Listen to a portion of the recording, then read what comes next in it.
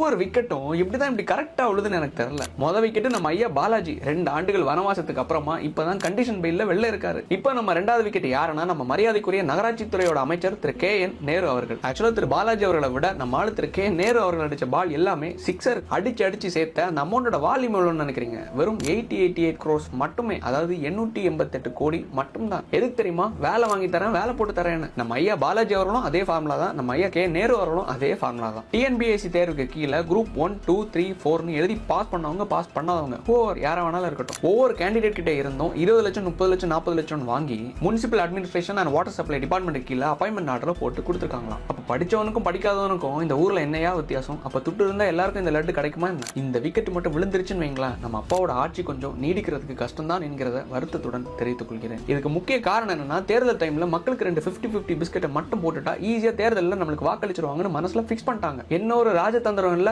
நம்மள மாதிரி முட்டாள்கள் இருக்கிறது வரைக்கும் ராஜதந்திரம் தான். பார்க்கலாம் 2026ல மக்கள் நல்ல ஆட்சியாளர்களுக்கு ஓட்டு போடுறாங்களா இல்ல அண்டா குண்டா தரவங்களுக்கு ஓட்டு போடுறாங்களா? யாருக்கு ஓட்டு போட்டாலும் சரி, நல்லதோ கெட்டதோ கடைசி அனுபவிக்க போறது நானும் நீங்களும் தான்.